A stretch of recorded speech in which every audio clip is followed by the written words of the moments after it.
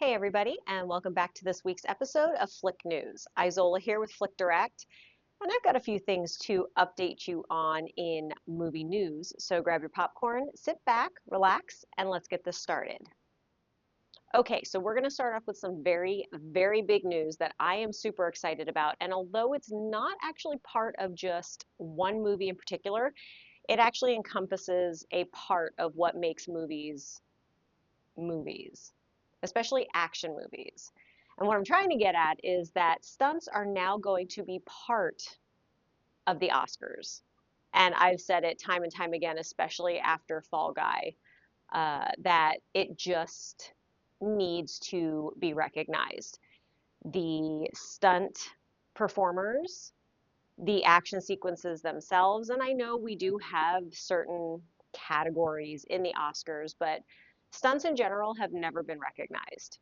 We'll randomly say something, but overall, they're kind of taken advantage of if you think of like it's just there's really nothing there, and these people put their lives on the line every single day trying to get those shots just so we have a great movie.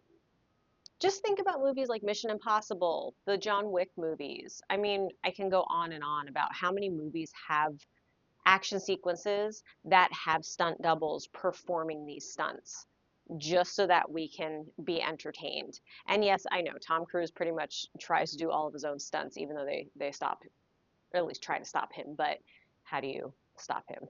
So I just think this is really great. And the Academy did acknowledge this and say for the 100th Oscars, which is 2028, I believe, we will actually have some categories or at least one. So obviously there's not a lot of details in it yet, but they do want to acknowledge stunts, stunt crews, etc. So hopefully this will be a really great addition. I personally think it will, but it's just dependent on what categories, are added and how they recognize them. So, like I said, I'm really excited about this. I really think it's long overdue. I mean, if we're already at 100 Oscars at this point, or getting there, they should have had at least something by now. Wouldn't you agree? Okay, so now to actually speak about an actual movie, which again, I think stunts are extremely important, but I know you guys are here to also talk about this stuff. So we got some news that Robert Pattinson's name has been thrown into the pot for the villain in Dune 3 Messiah. I know I mean, it's really probably not that long of a list, but I think he's at the top, so this is what we've heard thus far. And the word is that Villeneuve and Legendary are looking to have him play the role of Cytail, which is a shape-shifting face dancer, which I love these weird characters in the Dune franchise. And if you've read the books, it's not too far off. Like it's a very weird, wild ride, but I absolutely love it. And I highly recommend reading the books. I know, again, we're talking movies. If you don't, I don't want to say have the attention span, but if it's just, you just rather visually watch something to understand it versus read it, I totally get it. At least these movies are not being rushed too much and giving you like the full Dune experience as much as they can on the big screen. So, and I'm sure I'm missing some things because it has been a long time since I've read the book. And I'm actually staring at it right now. So, may start that back up again. Now, nothing is official yet. Again, this is just the word on the streets, as the kids say. I don't know who says that. I really don't. But it's one of those things where how could you pass up the opportunity? It just seems like this is a major role in the third movie. I mean, the villain plays a major role. So it's kind of like a fun, I would think it's a fun role. And also the cast, like, how do you kind of pass that up with everybody that's in it?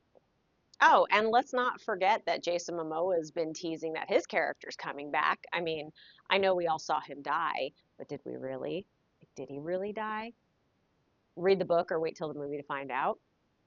Uh, but yeah, so he's been teasing that as well. So it just really looks like this weird, wild adventure is just going to be even crazier with this final movie. And I am ready for this ride for sure.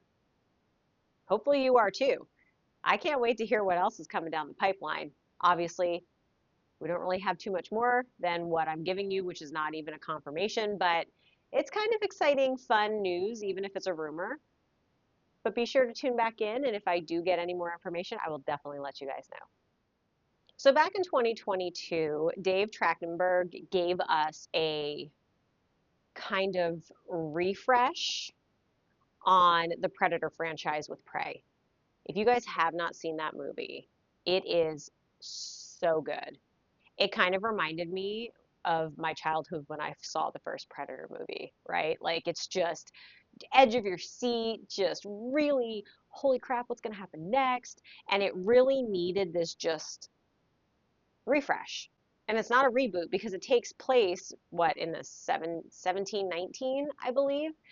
And so it's basically taking you way, way back and starting completely new. So it's not trying to reinvent a broken wheel, you know, because after a while, you know, you keep trying to do things on the same, it just doesn't work. Not that the other movies were horrible, it's just you kind of expect what's coming and you expect more, right? I guess would be the best way to put it. Now, the reason I bring this up is because we have something new. It's the animated anthology called Predator Killer of Killers. And that's actually going to be dropping on Disney Plus in June. So it's already April. We don't have that much time to wait, you know, for this to come out, and I'm super stoked about it. Now, the great thing about this is that this is not just one setting or one era. You actually have multiple throughout this movie. And I think that's just another great way of kind of giving us more to the franchise. We're getting a Viking setting where there is a warrior on a revenge quest with her son. We have a ninja squaring off with his samurai brother in feudal Japan, which I'm super stoked about. And then to top it off, we've got a World War II fighter pilot in a dogfight trying to fight off uh, aliens. I mean, come on. Like, it just doesn't get any better than this. We've got Vikings, we've got feudal Japan, we've got World War II. I mean, I know we can do so much more, but holy cow, like these are going to be some great things. And also, if you have watched the Arcane or Blue Eyed Samurai, it's the same animation concept. So you're kind of getting this really cool look of it.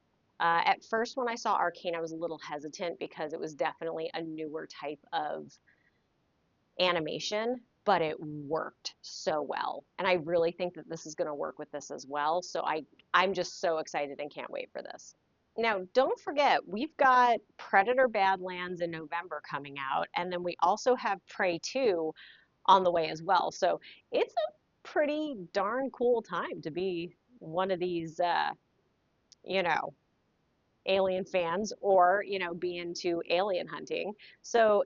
Or alien hunters, I should say, because they're doing the alien hunting. So, yeah, it's just going to be really interesting. And I hope that none of these are rushed because they are coming out so quick, like close to each other.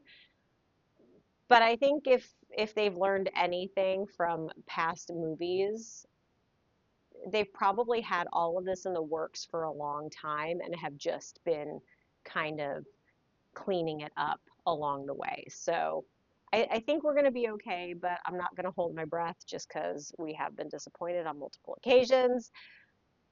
But again, I have a little bit of higher hopes for this because I think that they know what they're doing. So fingers crossed that this all works out. Again, don't forget, Killer of Killers comes out June 6th on Disney Plus. So stay tuned if I hear anything else. I will let you know, but I will also definitely give you my opinion on it after I watch it. Okay, and we're going to end this on some Tron news because I have been waiting 15 years for this, as have many of you most likely. I absolutely love Tron. We're getting lucky here because there's a lot of things that I really enjoy, and they are just banging out movies left and right on them. So, I believe it was last week. Actually, I think it was during WonderCon. We got a couple new views on Tron Ares, and we've got a trailer. It's a really cool take on it. You know, we're going back to the grid. Well, technically, we aren't going to the grid. The grid is coming to us, which looked scary as all hell. Because could you imagine just wow, that would, yeah, no, I would not be very happy at all if I saw anything from the grid coming towards me in the real world. Absolutely not. Now we are picking up where Tron Legacy left off, and Jared Leto will be starring as Ares. And he's basically a program that escapes the grid and enters reality and has some pretty dark intentions for the real world, you know.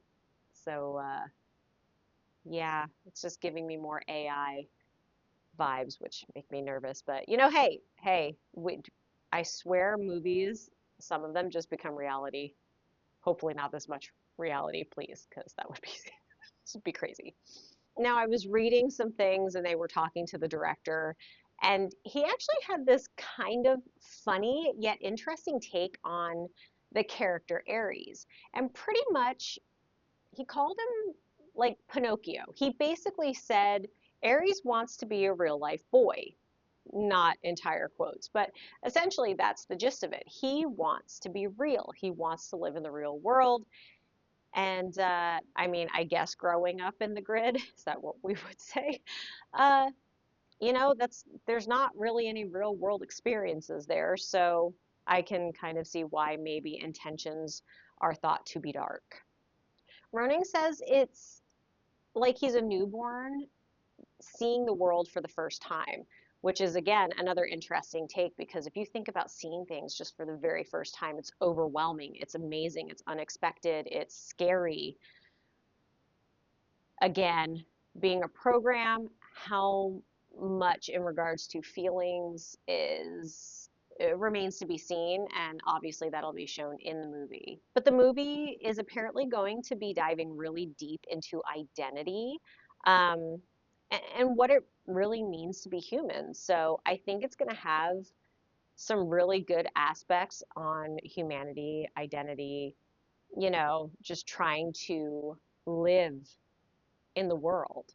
So I'm really curious about it. Now, Aries is actually getting some visual updates. His identity disc is going to be a little more sleeker, and it also doubles, obviously, as a weapon.